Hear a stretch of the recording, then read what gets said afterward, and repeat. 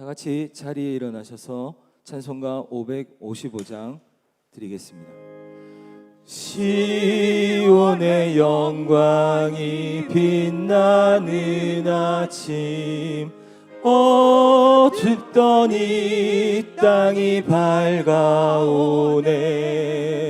슬픔과 해통이 기쁨이 되니 시온의 영광이 비춰오네.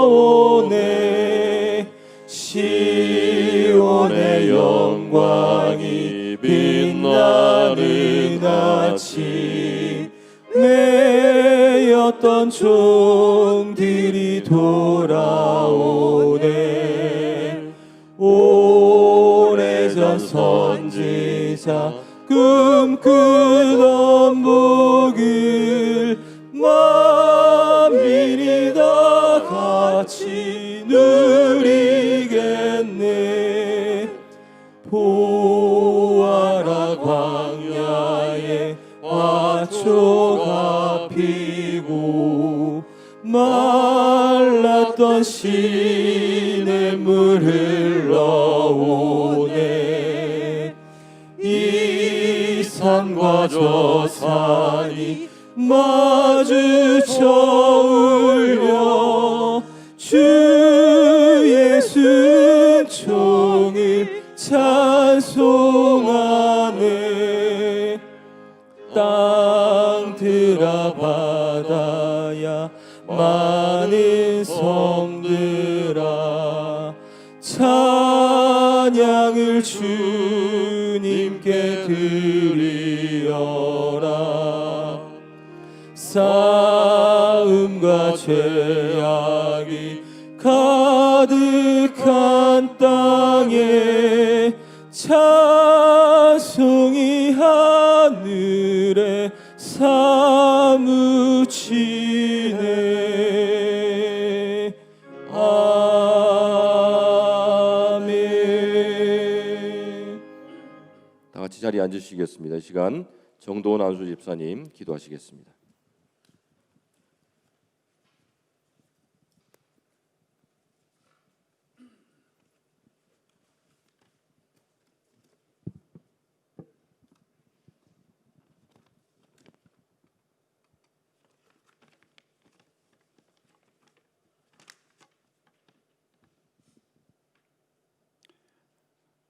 만복의 근원 되시며 우리의 삶 속에서 살아계셔 역사하시는 사랑의 하나님 아버지, 이 아침 마음과 정성으로 찬양과 경배를 올려드립니다. 가정의 달 5월을 맞이하여 어려운 여건 속에서 어버이 주일과 어린이 주일을 잘 지키게 하시오니 또한 감사를 드립니다. 어린이들은 축복이자 선물이며 하나님의 사랑이시니 말씀과 기도로 주님 안에서 잘 자라서 하나님 나라에 쓰임받는 다음 세대로 세워주시옵소서. 담임 목사님 영육간의 강건함을 주시고 성령의 능력으로 붙드셔 기도 가운데 계획하시는 총회와 모든 사역 위에 성령의 충만한 열매로 인도하여 주시옵소서.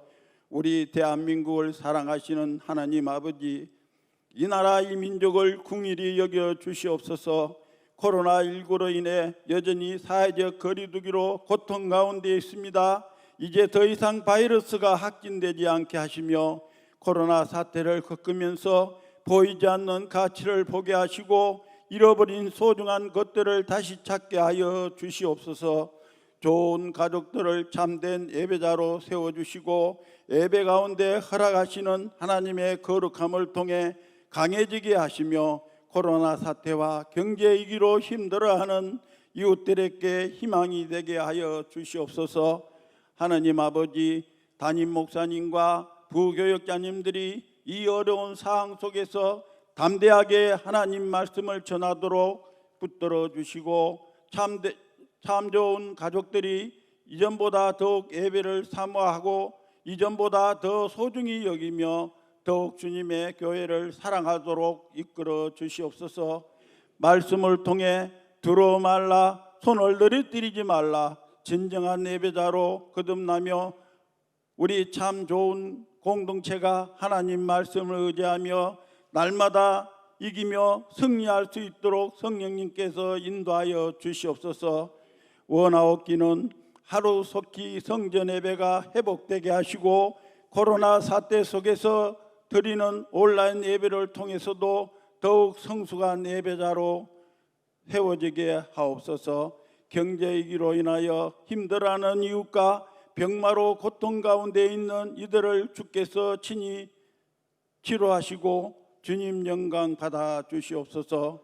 오늘 또 예배를 위하여 곳곳에서 헌신하시는 손길을 기억하시어 충만한 은혜의 선물을 다하여 주시고 축복의 열매로 충만하게 세워 주시옵소서. 사랑의 주님, 예배가 코로나 이전으로 회복되도록 도와주시옵소서.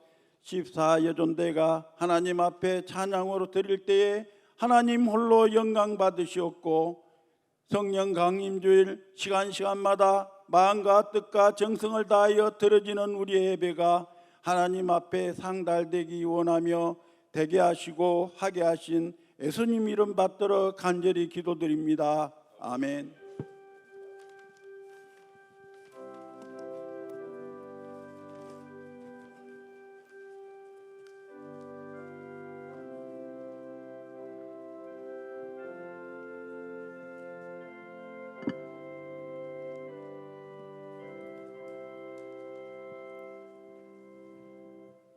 이 시간 리브가 14일 전도회가 하나님께 찬양 드리겠습니다. 찬양 후 담임 목사님 나오셔서 다시 복음의 깃발을 들고 라는 제목으로 하나님 말씀 선포하시겠습니다.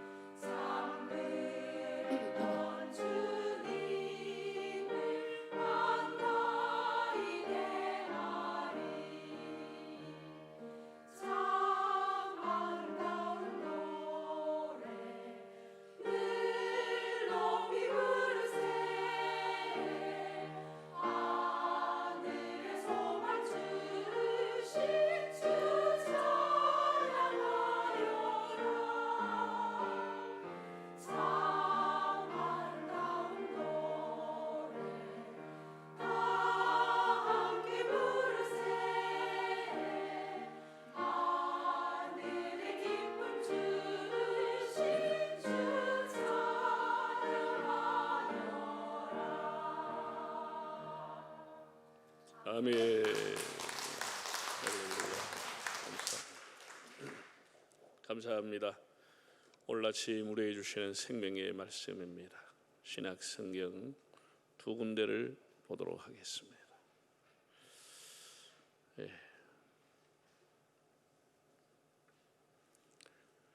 먼저 요한복음 3장 16절 우리 함께 읽겠습니다. 이는 하나님의 말씀입니다. 하나님이 세상을 이처럼 사랑하사 독생자를 주셨으니 이는 그를 믿는 자마다 멸망하지 않고 영생을 얻게 하려 하심이라. 아멘. 로마서 1장 16절과 17절을 화면을 통해서 읽겠습니다. 내가 복음을 부끄러워하지 아니하노니 이 복음은 모든 믿는 자에게 구원을 주시는 하나님의 능력이 됨이라. 먼저는 유대인에게요 그리고 헬라인에게로다. 복음에는 하나님의 의가 나타나서 믿음으로 믿음에 이르게 하나니 기록된 바 오직 의인은 믿음으로 말미암아 살리라 함과 같으니라. 아멘. 할렐루야. 한 주간 평안했습니까? 코로나 때문에 우리가 정상적인 본당에서 예배를 드리지 못하고 온라인 예배를 동시에 드렸습니다.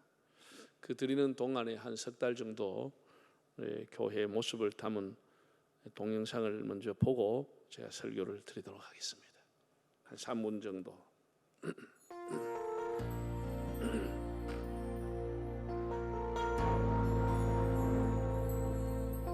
네, 국내에서 신종 코로나 바이러스 감염증 확진자 1명이 추가로 발생하며 지금까지 감염자 수는 19명으로 경북에서 무더기로 나오던 코로나19 확진자가 이제는 전국 각지에서 속출하고 있고 또 숫자도 늘었습니다. 코로나19가 확산하면서 주일 예배에도 비상이 걸렸습니다.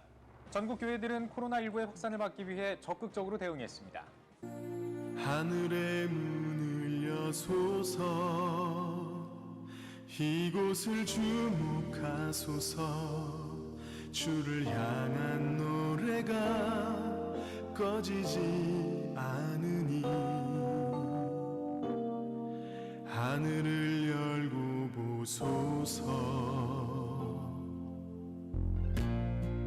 이곳에 임재하소서 주님을 기다립니다. 기도의 향기가 하늘에 닿으니 주여 임재하여 주소서. 이곳에 오셔서 이곳에 앉으소서. 이곳에서 드리는 예배를 받으소서. 주님의 이름만이 오직 주의 이름만 이곳에 있습니다.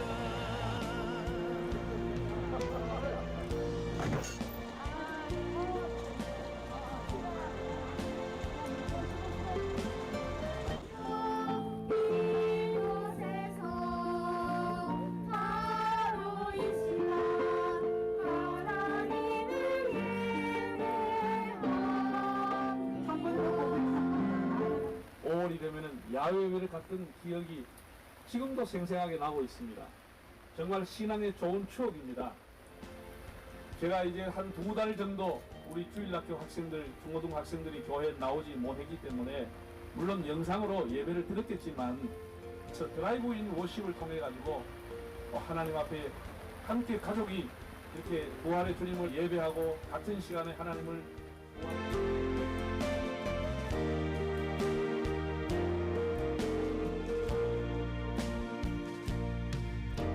이곳에 오셔서 이곳에 앉으소서.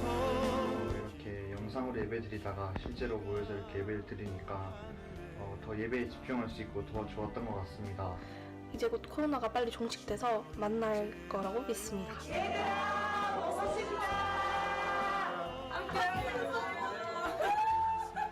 하나님께 찬양 드릴 수 있어서 정말 좋아요. 내 이름이 주님의 이름만이 주의 이름만 이곳에 있습니다.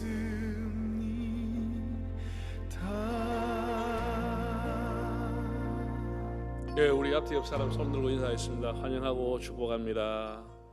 우리 한국 교회 지도자들이 모여가지고 그동안 코로나19 때문에 한 서너 달 정상적인 본당 예배가 드려지지 못했는데 학생들도 등교를 하게 되고 확진자도 매일 한 10여 명 이하로 줄어들고 하니까 위축된 성도들이 용기를 내서 교회로 올 수 있는 동기부여를 하는 것이 좋겠다고 해서 성령 강림절인 5월 31일 주일을 한국교회 예외 회복의 날로 지키게 됐습니다.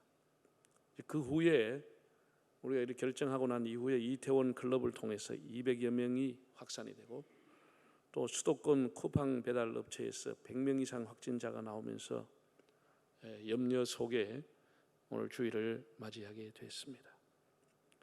저도 지난주에 우리 교역자들에게 성도들에게 안부 전화를 하되 교회 출석을 강요할 필요는 없겠다고 했습니다. 여전히 조심하면서 또 방역에 신경을 써가면서 오늘 또 모이게 됐습니다. 한번 따라하겠습니다. 다시 기도의 자리로, 다시 예배의 자리로, 다시 말씀의 자리로. 우리 총회도 코로나 이후에 한국교회라고 하는 주제를 가지고 사회에 저명한 인사들을 강사로 초청을 해서 전국의 노회장들과 지도자들 한 500여 명을 초청해서 온라인 생중계를 겸해서 하려는 계획을 하고 있는데 지금 이 코로나가 들락날락해서 그대로 해야 될는지 연기해야 될는지 아니면 축소를 해야 될는지 기도하고 주의를 지켜보고 있습니다. 이제는 코로나 때문에 우리가 무엇을 계획을 할 수가 없게 됐습니다. 어떻게 될지 모르기 때문에. 그래서 우리가 전원 마스크를 끼고 일정한 거리를 띄우는 생활 방역이 필요하겠다 생각합니다. 이제 근본 코로나 사태가 종식된 이후에 혹은 어떤 행사를 하든지 또 한 해를 보내고 난 이후에 우리가 그에 대한 평가를 하게 된다고 하면은 몇 가지 질문을 하게 됩니다. 계속하든지 말든지를 두고 결정을 해야 되겠죠. 그 몇 가지 질문 중에 한 4가지 정도를 생각해 본다고 하면은 첫째는 그 일에 대한 손익평가, 손익계산을 하는 겁니다. 우리가 이 일을 통해서 얻은 것은 무엇이며 잃은 것은 무엇이냐, 애초에 계획과 생각대로 유익했는지, 노력과 투자에 비해서 유익을 했는지, 먼 미래를 위해서 필요한 것인지 그런 결산이 필요합니다. 두 번째는 그 일을 행함에 대한 목적에 대한 질문입니다. 얼마만큼 목적에 충실했는지. 간혹 교회를 이렇게 봉사하고 불평을 하기 쉬운데 그러면 그 사람이 누구를 위해서 봉사한 것인지, 사람이 목적에 대한 재진단이 필요한 것입니다. 그리고 세 번째는 잘못에 대한 객관적인 평가도 필요하게 되겠죠. 그리고 중요한 것은 또 타이밍입니다. 여기서 이 일을 끝낼 것인지, 계속할 것인지, 언제까지 할 것인지, 지금 정리해야 되는지, 우리가 이 모든 일을 시점, 이것이 중요합니다. 우리 한국 사람들은 추나추동이라고 하는 분명한 계절의 변화를 갖고 있기 때문에 우리는 시간이 가는 것, 또 해가 바뀌는 것 굉장히 민감하고 정확합니다. 그러나 1년 내내도록 더운 나라에 있는 사람들은 계절이 바뀌지 않기 때문에 시간의 개념이 굉장히 희미합니다. 1년 내내도록 추운 사람들은 시간 관념이 아주 부족합니다. 그래서 그 사람들은 계절의 감각이 없기 때문에 해가 바뀌어도 잘 모르는 거예요. 우리는 타이밍이 내가 하고 있는 이 일을 끝낼 것인지 계속할 것인지 정리할 것인지 그런 것이 필요합니다. 지금보다 더 나은 발전과 변화를 위해서 코로나 종식 이후에 우리 한국 사회와 교회, 기업, 학교 등 이런 손익계산과 타이밍이 적절했는지 그 결산과 대책이 필요하리라고 봅니다. 오늘 제가 크게 2가지 말씀을 드리겠습니다. 먼저 복음의 회복이 교회의 회복입니다. 은퇴하신 목회자들에게 다시 현역으로 돌아가서 설교한다면 어떤 설교를 많이 하고 싶으신가라고 하는 데 대해서 공통적으로 복음에 대한 설교를 더 자주 그리고 더 분명하게 해주고 싶다고 했습니다. 저도 동일한 생각을 합니다. 복음에 대한 설교를 하면 전하는 사람이나 듣는 사람이나 참 지루한 것 같지만은 사람의 영혼을 살리는 것은 복음밖에 없기 때문입니다. 교회가 다시 복음으로 무장하고 모든 그리스도인들이 복음을 기쁘게 받고 그 복음을 전할 수 있다고 하면 우리 한국 교회가 복음의 본질인 예수 그리스도의 십자가와 부활의 깃발을 높이 들고 그 복음의 주인이신 예수 그리스도가 모든 교회의 주인이 되심을 고백한다면 한국 교회의 불은 꺼지지 않고 복음의 영광과 함께 한국 교회도 등대처럼 그 빛이 영원할 것이라고 믿습니다. 따라합시다. 복음의 회복이 교회의 회복이요, 복음의 회복이 예배의 회복이다. 왜 교회가 비틀거리고 신뢰가 떨어졌습니까? 교회가 복음 외에 다른 것을 추구했기 때문입니다. 교회 지도자들이 복음 외에 다른 것을 따랐기 때문입니다. 예수 그리스도의 복음만이 유일한 구원이요 유일한 소망입니다. 복음이 무엇이냐? 제가 여러 번 설교를 했습니다. 예수님 자체가 복음인 것입니다. 메시아 자체가 복음인 것입니다. 보라, 내가 온 백성에게 미칠 큰 기쁨의 좋은 소식을 너희에게 전하노라. 큰 기쁨의 좋은 소식. 오늘 다윗의 동리에 너희를 위하여 구주가 나셨으니 곧 그리스도 주시니라. 구주가 오셨다고 하는 것, 예수님이 탄생했다고 하는 것, 예수님 자체가 바로 복음이라고 하는 사실을 성경은 가르쳐 주고 있습니다. 기쁨의 좋은 소식. 이게 헬라어로 말하면 유앙겔리온, 유라고 하는 것은 영어로 하면 굿, 앙겔리아 하는 것은 메시지라고 하는 뜻을 갖고 있습니다. 소식, 굿 메시지, 굿 뉴스, 좋은 소식. 큰 기쁨의 좋은 소식이 뭐냐? 구주가 나셨다고 하는 것, 예수님이 이 땅에 오셨다고 하는 것, 예수님 자신이 유앙겔리온 복음이라고 하는 사실을 알게 됩니다. 또한 예수님의 말씀이 복음입니다. 예수 그리스도의 말씀은 철학이나 사상이나 교훈과 도덕이 아닙니다. 이 말씀은 사람을 살리는 능력의 말씀이고 살아있는 생명의 말씀이기 때문에 예수님의 말씀을 복음이라고 하는 겁니다. 그리고 예수님의 생애가 바로 복음입니다. 예수님의 생애를 압축하면 예수님의 십자가의 죽으심과 부활입니다. 그것이 바로 복음입니다. 천하 인간에게 이 복음 외에 사람을, 영혼을 살리는 복음은 없습니다. 로마서 1장 1절에서 3절을 보면 사도 바울은 복음에 대해서 설명을 했습니다. 나는 복음을 위해서 택정함을 받았고 이 복음은 바로 하나님의 아들 예수 그리스도라고 증언했습니다. 복음이 뭐냐? 하나님의 아들 예수 그리스도라고 말했습니다.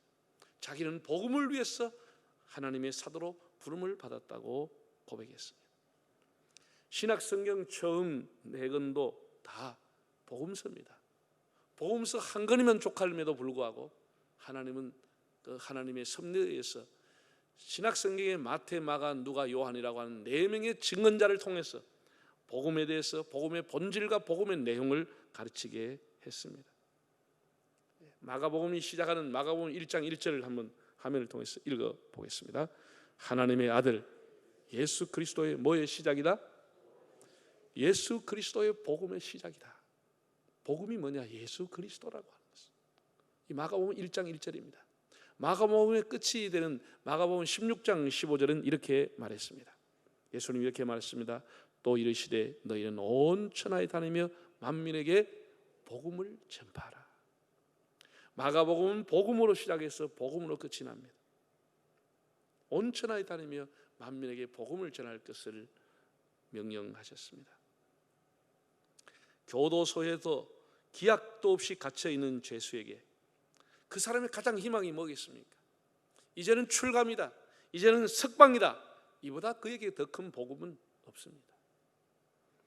중풍에 걸려서 신음 속에 고통 속에 있는 환자에게 당신을 치료하는 백신이 나왔습니다. 이 주사를 맞으면 완쾌하고 곧 퇴원할 수 있습니다. 그것이 그에게 복음입니다. 죄로 인해 죽어가는 인생에게 복음이 뭡니까? 예수 그리스도의 십자가, 그 죄를 속하는 십자가가 그에게 복음인 것입니다. 교회가 왜 중요합니까? 예배가 왜 중요합니까? 이 복음을 담고 있기 때문입니다. 교회는 복음의 통로이고 복음을 전하는 파이프라인입니다. 교회에 왜 위기가 옵니까? 복음보다 교회를 앞세웠기 때문입니다. 어느 시대나 복음보다 교회나 교회 조직이나 사람을 앞세우면 그것은 이익 집단으로 전락될 가능성이 있습니다. 복음을 수단화하면 안 됩니다. 복음이 우선이고 복음이 교회의 본질입니다. 왜 유대 종교가 예수님 시대에 와서 타락했다며 책망을 받았습니까? 율법이 사람을 살리기보다는 사람을 옥죄우고 사람을 정죄하고 사람을 심판하고 유대 종교와 지도자들을 위해서 율법을 수단으로 사용했기 때문입니다. 목적이 수단으로 변질됐기 때문입니다. 초대교회 성령이 강하게 역사하신 까닭이 무엇입니까? 그들은 조직보다 말씀을 앞세웠고 그들은 교회보다 복음을 추구했고 그들은 사람보다 예수 그리스도의 중심으로 모였기에 초대교회는 부흥의 역사, 성령의 역사가 일어났던 것입니다. 그들에게 교회당이나 조직이 없었지만 허름한 곳에서, 토굴에서, 무덤 속에서 복음을 믿고 복음에 감격하고 이 복음에 목숨을 걸었기에 하나님의 성령이 그들에게 강하게 임하셨습니다. 교회가 아무리 웅장한 예배당을 갖고 좋은 프로그램과 사람을 끌어모으는 인기를 있는 이벤트를 한다 할지라도 그것이 좋은 교회가 아니라 좋은 교회는 예수 그리스도를 찬양하고 예수 그리스도의 가르침을 받고 예수 그리스도를 높이는 그 교회가 좋은 교회입니다. 기독교의 모든 건물, 기독교가 나오는 교리들조차도 무엇을 위해 존재하느냐? 복음을 위해서 그것을 뒷받침해 주는 것입니다. 교회에 나오는 모든 교리도 복음을 뒷받침해 주는 것이지, 모든 제도와 조직도 복음을 원활하게 가르치기 위해서 복음을 원활하게 전하기 위한 뒷받침에 불과한 것입니다. 다시 말씀드리지만 복음의 핵심은 예수 그리스도, 그리고 시몬 베드로가 고백한 신앙의 고백에서 찾게 됩니다. 주는 그리스도시요 살아계신 하나님의 아들입니다. 성경도 이 위에 세워져 있고 세상의 모든 교회와 교회 조직과 제도도 베드로의 신앙 고백 위에 세워져 있는 것입니다. 살아계신 하나님의 아들 예수 그리스도, 그가 복음입니다. 두 번째는 이 복음의 위대함입니다. 복음의 위대함입니다. 지금 전 세계는 BC와 AC로 그 시대를 구별하는 만큼 코로나의 영향이 아주 막강함을 느끼게 됩니다. Before 코로나, After 코로나로 세상은 나뉘어지고 있습니다. 긍정적이든 부정적이든 코로나가 많은 것을 바꾸어 가고 있습니다. 선진국들도 코로나 바이러스 때문에 생사의 전쟁을 벌이고 있습니다. 국경을 폐쇄시키고 경제활동을 제재당하고 국민에게 재난 지원금을 지불하고 종교 활동조차도 제재당하고 있는 실정입니다. 일상이 완전히 깨어졌습니다. 사람들은 문 밖에 나갈 때마다 반드시 지갑을 챙기지 않아도 마스크를 챙겨야 문 밖으로 나가는 형편이 됐습니다. 어떤 지도자도 그전에 어떤 전쟁도 전 세계를 이렇게 바꿔놓지 못했습니다. 참으로 무서운 것이 전염병입니다. 사도 바울이 로마서를 기록할 때가 주후 57년경으로 추측합니다. 그때도 전염병이 만연했습니다. 우리나라가 135년 전에 선교사들이 와서 선교를 시작할 때도 우리나라는 전염병이 창궐했습니다. 많은 사람이 전염병으로 목숨을 잃을 때였습니다. 성경에도 전염병이라는 단어가 45번이나 나옵니다. 역병이라 이렇게 나오기도 합니다.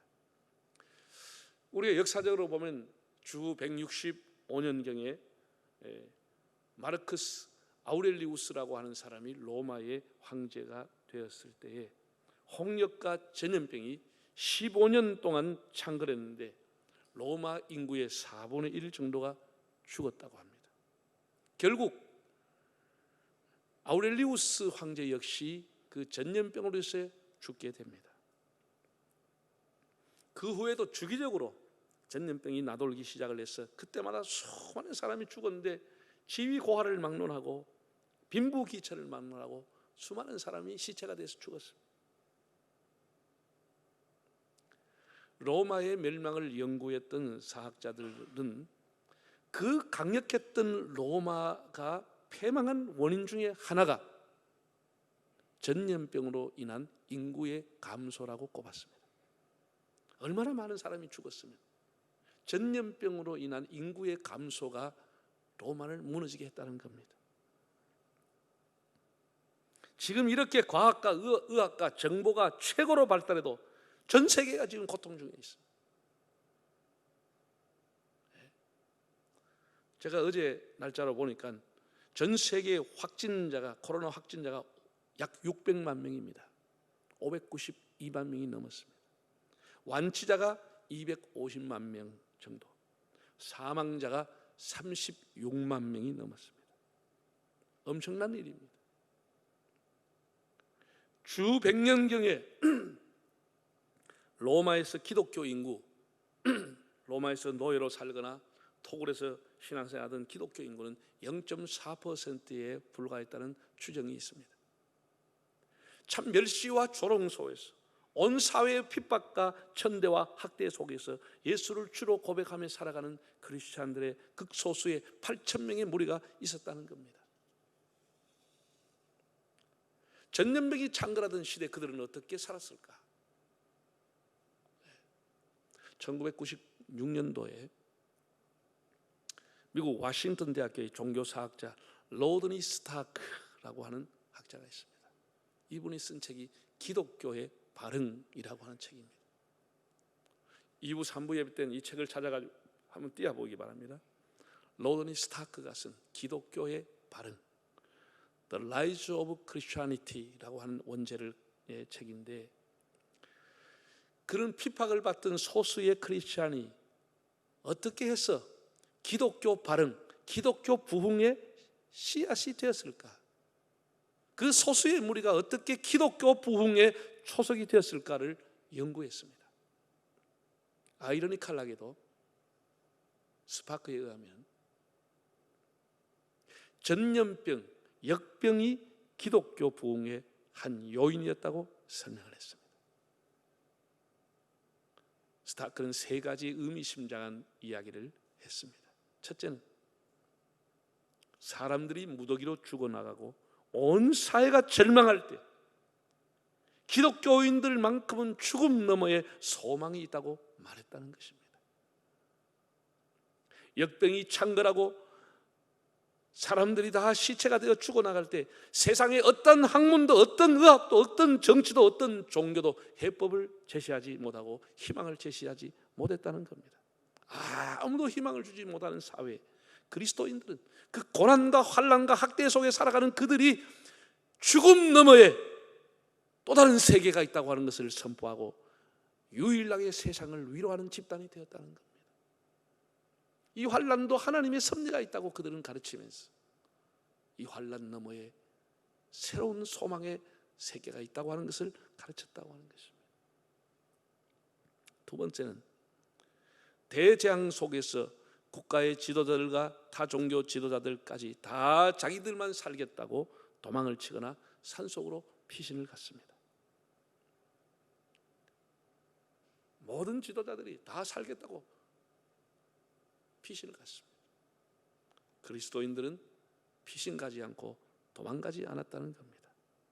오히려 병들어 죽어가는 사람들을 찾아가서 그들을 돌봐주고 어떤 특정한 장소에 먹을 것을 가져다 주면 사람들이 가져가게 하는 그들의 그 봉사의 힘, 사랑의 힘, 그 이타적인 힘이 기독교 공동체에 대한 관심을 갖게 했다는 것입니다. 비그리스도인들조차도 경이롭게 그것을 바라보며 이렇게 위험한 시대에 저렇게 봉사하는 단체는 무엇이냐, 저들의 정체가 무엇이냐는 경이로운 모습으로 그들을 바라보기 시작했다는 것입니다. 그리고 세 번째, 감염병 때문에 가족조차도 버리고 떠났다고 합니다. 부모가 자식을 버리고 자식이 부모를 버리고 돌봐주는 사람이 없고 가족도 이웃도 다 사라졌다는 겁니다. 그러나 크리스찬들은 평소에 예수 그리스도의 가르침대로 서로를 사랑하고 도우며 살았다고 하는 것입니다. 예수 그리스도의 가르침을 실천했던 사람들, 절체절명의 위기를 지나면서 사람들은 저마다 저들이 믿고 있는 신은 우리가 믿는 신과 다르다, 저들의 신이 진짜이다, 저들이 정말 진짜 종교이다, 이런 인정과 평가가 뒤따라왔다는 것입니다. 매우 중요한 일입니다. 사람들은 환난을 당할 때야 참과 거짓이 드러나게 되는 겁니다. 그 후로부터 많은 발걸음이 스스로 기독교 공동체로 향하게 되었고, 그들이 보여줬던 용기와 희망의 메시지와 이웃사랑에 대한 실천, 그것이 결국은 200년 후에 기독교를 제국이 공인할 수밖에 없게 되었다고 합니다. 조브 터툴리아는 와보라, 그리스도인이 얼마나 사랑을 가지고 살아가고 있는지, 약자를 돌보고 친절을 베푸는 것이 기독교 공동체의 본질이라는 말을 했습니다. 많은 사람이 죽어가는 이 전염병과 환난의 시대, 아이러니하게도 그때 오히려 기독교가 부흥의 씨앗을 배태했다고 하는 것. 그리스도의 가르침대로 살았던 그들 때문에 결국은 로마가 기독교를 공인하게 되었다는 사실을 우리가 눈여겨볼 필요가 있다고 봅니다. 사랑하는 여러분, 복음은 이렇게 위대한 것입니다. 복음이 세상을 바꾸고 개인을 바꾸는 것입니다. 그래서 바울은 이 복음을 부끄러워하지 않는다고 했습니다. 다시 우리 로마서 1장 16절을 한번 읽어보겠습니다. 내가 복음을 부끄러워하지 아니하노니 이 복음은 모든 믿는 자에게 구원을 주시는 하나님의 능력이 됨이라. 먼저는 유대인에게요 그리고 헬라인에게로다. 또 요한복음 3장 16절을 읽어보겠습니다. 하나님이 세상을 이처럼 사랑하사 독생자를 주셨으니 이는 그를 믿는 자마다 멸망치 않고 영생을 얻게 하려 하심이라. 하나님이 죄인된 나를 이처럼 사랑해서 독생자를 주었다고 하는 것이, 이것이 복음 중에 복음인 것입니다. 좀 더 깨끗해지면 사랑하사가 아니라, 좀 더 의롭게 살면 사랑하사가 아니라, 좀 더 사람답게 살면 사랑하사가 아니라, 사랑받을 조건과 여건이 없음에도 사랑하사, 죄인된 나를 이처럼 사랑하사, 사랑받을 존재가 아님에도 사랑해 주신 그 사랑, 내 모습을 있는 그대로 받아주시는, 탕자의 모습을 그대로 받아주시는 하나님의 이 절대적인 사랑, 이 사랑이 바로 복음인 것입니다. 이제 복음의 깃발을 높이 들고 복음에 합당한 삶을 살아갈 수 있기를 바랍니다. 코로나가 우리의 믿음을 빼앗아 갈 수도 없고, 하나님을 사랑하고 사랑하는 예배자의 삶을 빼앗아 갈 수도 없습니다. 하나님의 성령을 사모하면서 어두움의 옷을 벗고 빛의 갑옷을 입고 낮에와 같이 단정히 해가면서 우리 개인을 바꾸고 세계를 바꾸는 복음의 위대한 힘을 믿고 복음의 능력으로 살아가는 삶이 되시기를 바랍니다. 다 머리 숙이겠습니다.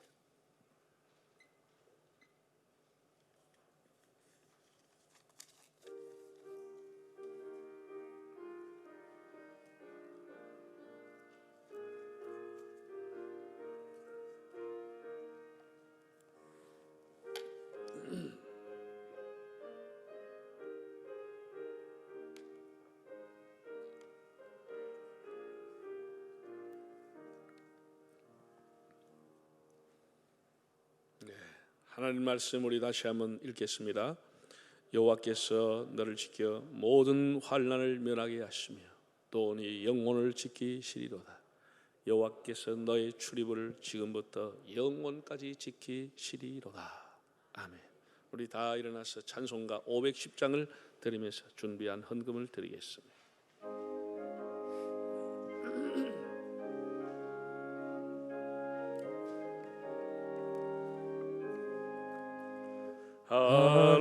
하나님의 진리들에 길이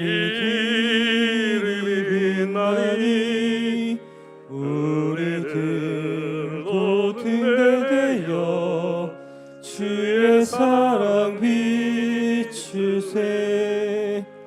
우리 작은 불을 켜서 험한 바다 비추세.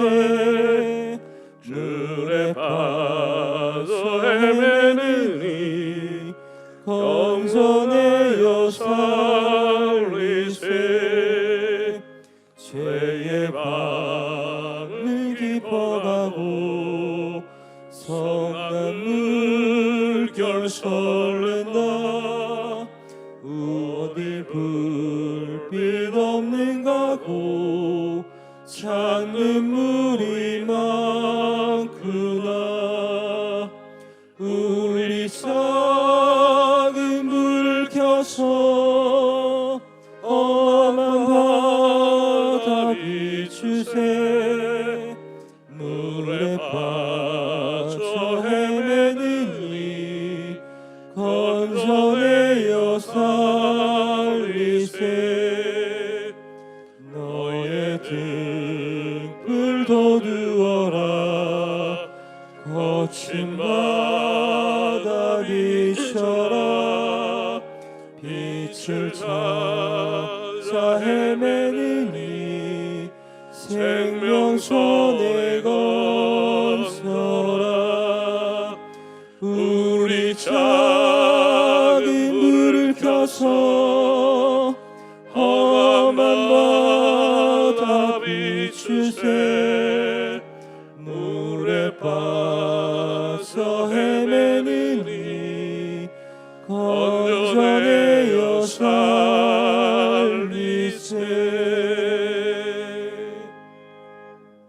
봉헌송을 드리겠습니다.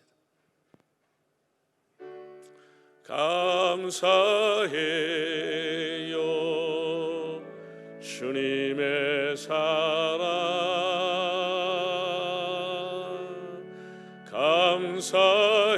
감사해요 주님의 은혜. 목소리 높여 주님을 영원히 찬양해요. 나의 전부이시 나의 주님.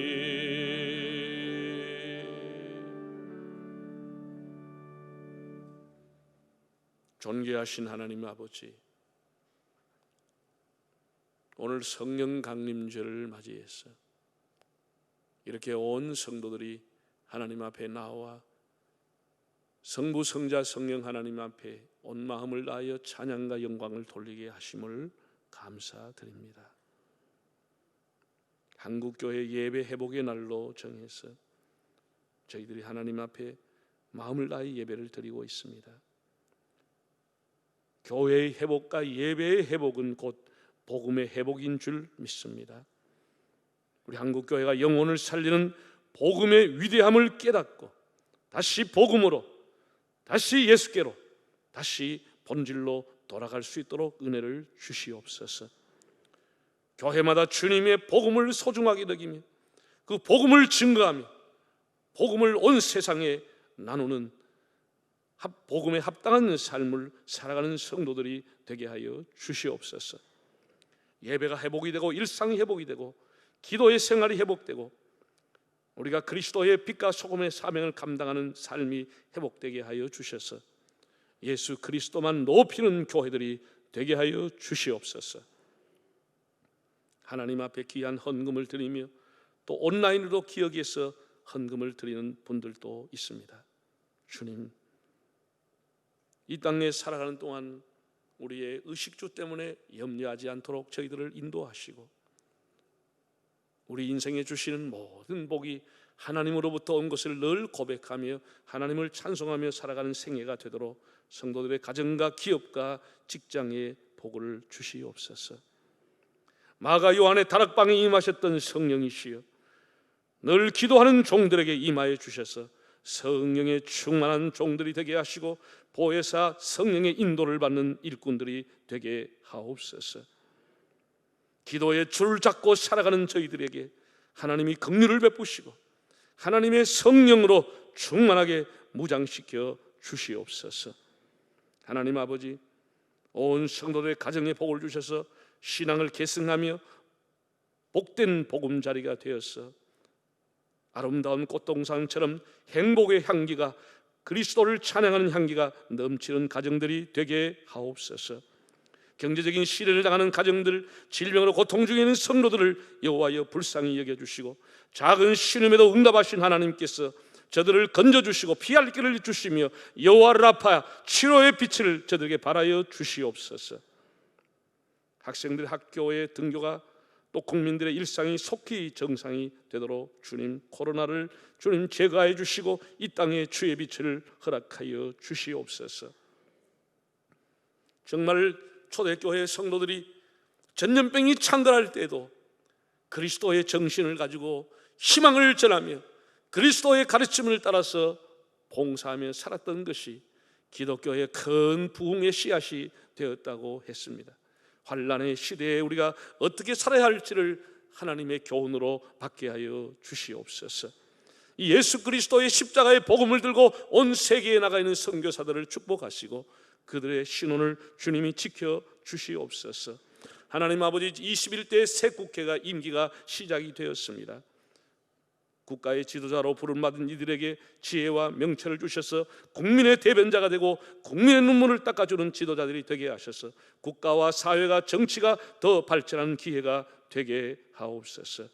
오늘 이제 2부 3부 예배 후에 우리가 헌혈을 통해서 이웃 사랑을 표현하고자 합니다. 여기에 참여하는 모든 성도들에게 복을 주시고 더욱 저희들을 강건케 하시고 주님의 보혈로 저희들을 덮어 주시옵소서. 오늘 이뤄지는 예배 회복 주일 예배를 통해서 온 성도들의 마음이 다시 예배를 사모하고 주님을 사모할 수 있도록 도와주시기를 원하올 때 예수님의 이름으로 기도하옵나이다. 아멘.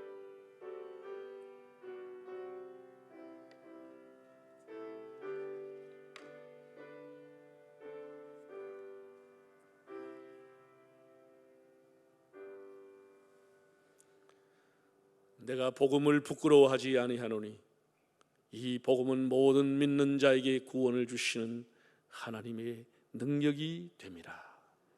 이제 우리 주 예수 그리스도의 은혜와 아버지 하나님의 사랑하심과 보혜사 성령님의 감화하시고 인도해 주심이 복음의 능력을 믿고 복음에 합당한 삶을 살아가기를 원하는 주의 성도들과 주님의 교회와 우리 한국 교회 위에 온 세계에 나가 복음을 전하는 주의 종들에게 이제로부터 영원히 함께 하시기를 축원하옵나이다. 아멘.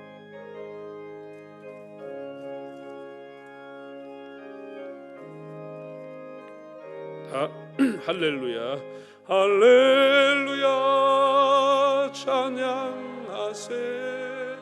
내 모든 죄 사함받고 주 예수와 동행하니